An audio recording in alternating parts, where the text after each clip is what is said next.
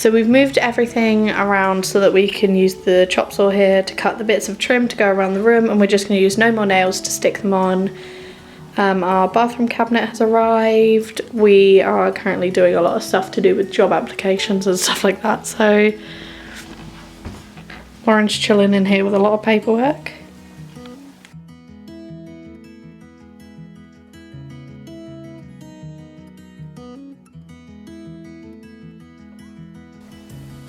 So I have to make sure that I'm putting it on the chop saw at the angle that it goes on the wall, which is this, rather than having it flat, I have to put it at this angle.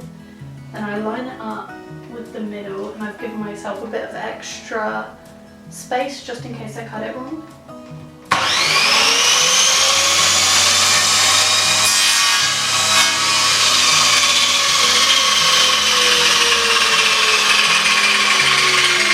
So it fits, I've just got to cut my angle now, and I want it going across like that at a 45-degree angle.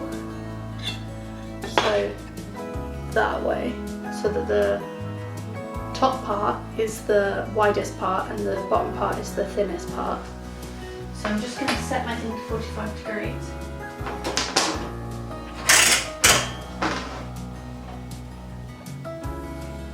And then again I hold it at an angle. And this was harder because my arm was in the way, so I'm just going to twist the saw.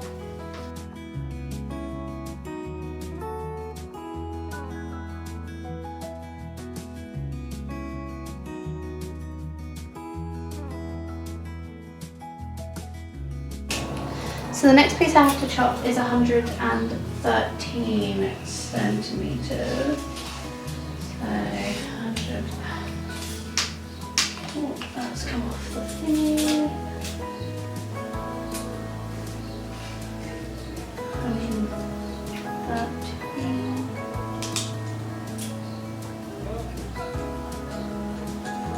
A bit longer. Noise warning.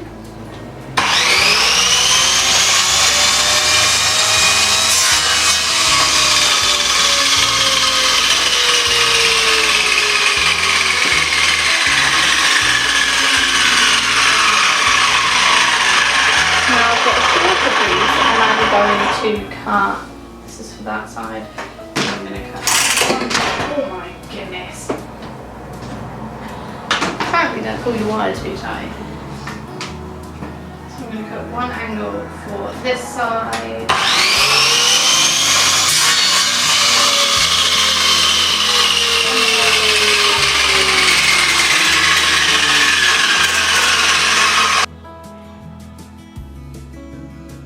It is for, so it's for this part down here, so I've just got to see how that fits. Obviously that other piece in the corner needs to scooch up a little, but I do have quite a way on the end of this one. Don't know if you can see, but I've actually cut it too small now, which is a mistake, but the corner there lines up nicely. I mean, as nicely as it can in a wonky old house. So now I've got to do this bit around here, and I think that one's going to be a nightmare. So I was on FaceTime with my friend Lucy, and so I didn't film anything this whole time, but it was really nice to catch up, and we hadn't had a FaceTime in ages. And I'm cooking my dinner, but I've just got this one last piece to cut, and then I've done the entire room, and I'll show a little before I've stuck it down, and then I'll stick it down tonight before bed, and hopefully it will dry in the morning, and then I can put all my furniture back because I hate the mess. So I just measured out how much I needed, marked it on the thingy, and then I realised that I have to cut this to an angle because these bits, both sides are an angle, so my measurement is wrong, so I'll measure it again in a minute. So I just hold it at the right angle.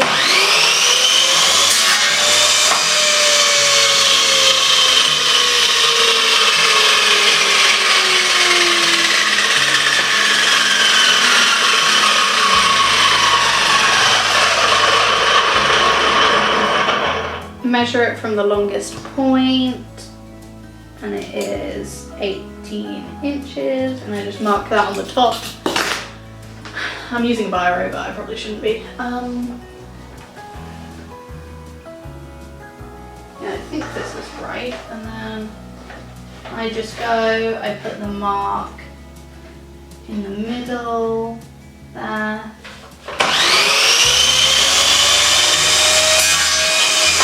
I feel like it's better to cut it too big and then I can just trim it down.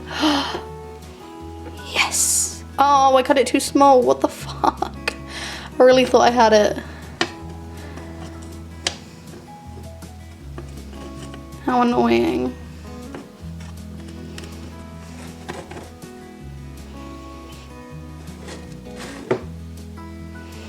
Oh, that's so irritating. It's supposed to be like that. Ugh, I might have to cut another piece. So I'm all done with the cutting. It goes around the corner. Obviously it's going to be tight, it's just falling because I've left it. Then it goes all the way around there. I've cut little slots out underneath the radiator. Then it goes over here, all the way around, meets up there, and goes behind the sofa all the way to the door.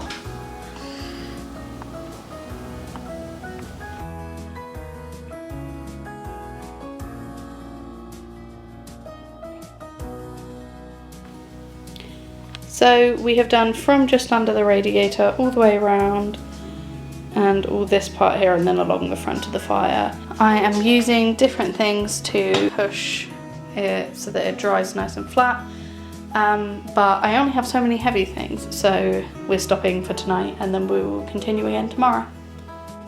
So this is all dried overnight and I've moved all the heavy stuff away from it and it looks good. There's like a little bit of a gap between, but it's not noticeable unless you stare at it, and with an old house with wonky walls, that's kind of what you're gonna get. Today me and Lauren both had job interviews. Lauren was on Zoom and I had to go to mine in person. I went to B&M and the Range and we picked up some new cushions, some stuff for the bathroom, this picture shelf, because we did have a white picture shelf but it looked really weird against the white wall with white pictures on it. So we've done that to break it up a little bit. Oh, and it comes with little screw covers, nice.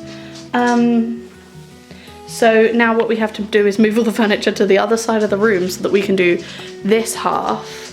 And it's actually a shorter job because there's no trim where the door is. So we've just got to do round here. I still need to figure out what to do with that gas thingy. And then we have to move the giant mirrored doors.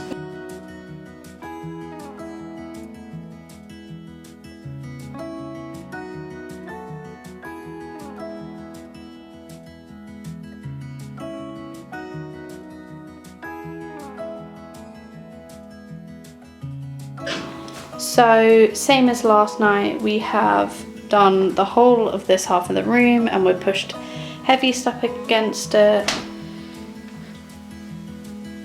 And then we'll see how it is in the morning. So these are our giant obnoxious mirror doors. They just skim the loft hatch. And we need to get the wood to go across here. It's got to go on the bottom and it's got to go on the top, even, which is annoying because it's floor to ceiling, but for the railings to slide it has to go along here. Please ignore the dirty carpet. Then we go along this little corridor and we're gonna have this super deep cubby that is gonna have Lauren's chair in it and it's gonna hang off where it was hanging before, but we're gonna put all fairy lights and a bookshelf behind it, so it'll be very cute. And I think it makes the room look bigger. I was scared it would be crazy, but where it's obviously mirrored, I do think it makes the room look bigger. Yeah, I think if it wasn't like full mirrored doors, it would definitely close off the room. Yeah, because it's right up to the ceiling. Where it reflects from the ceiling to the floor, it makes the room actually look like double the size. Yeah. So we have switched the black thick HDMI for a thin white one. And we just need to paint the TV wire. We can't replace it because it's attached to the telly, so we're just going to paint it or cover it in white tape. So we've moved the PlayStation and the Switch over here, and eventually when these have doors and baskets, there will be gaming stuff in here. And then we've moved the Monstera, and it's just because it's a bit more hidden over in this corner.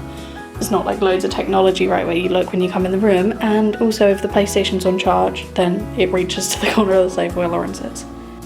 So then we've got this part empty, which won't look so empty when it's got baskets in, and then the doors, and then there's going to be shelves up here, and then we need to find something to put on top, and I think Lauren's record player is going to go on top this side.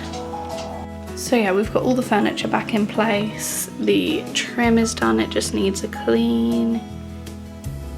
I think it's pretty good for amateurs, and I got absolutely zero help with it and did it all myself, so I'm kind of impressed with that.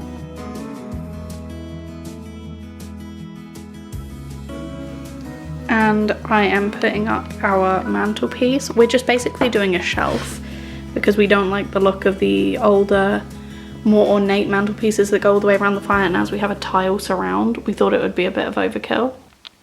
So we have varnished this along the top a bunch of times, and then we sanded all this part so it's all nice and smooth. We cut it down, it's all nice and straight, and now I'm going to mount it on there. This wall is like incredibly hard, so we've got the raw plugs in, but we've had to chop the ends off a little bit to get them in, but there's one set of raw plugs in.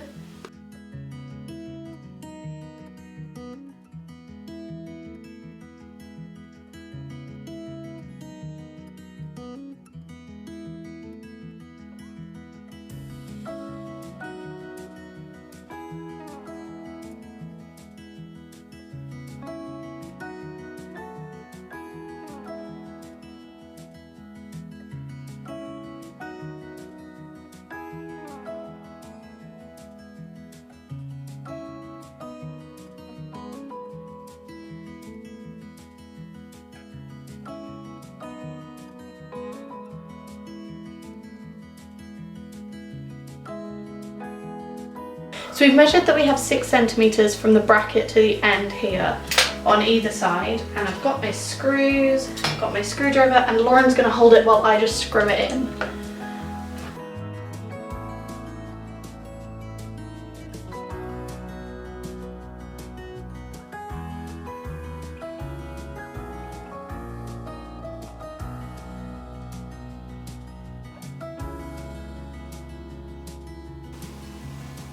So our shelf is finally done. We just wanted a little one to put maybe a candle and a plant on, just because we thought the gap between here and the telly looked so big, and it's like bridged the gap a little bit with the plant, and it's very cute. It's so smooth and so nice and such a light wood. But then it already had this dark raw edged wood that, like, I don't know if you can see, it's kind of textured and it's got bark on it and stuff. And on the bits we had to sand smooth, like this bit here, we just varnished, and I think it looks really nice where it goes from like darker to lighter.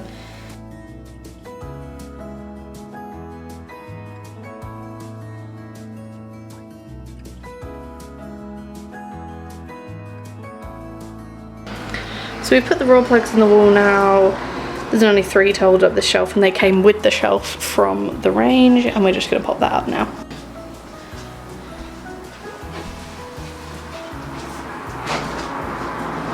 Also, Lauren's wearing joggers over her dress because her dress is short and not made for DIY.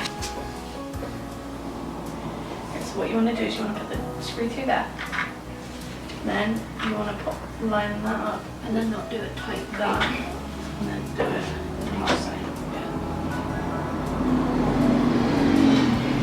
Actually, wait. You should get all 3. Pop them all partially in, and I'll do that part.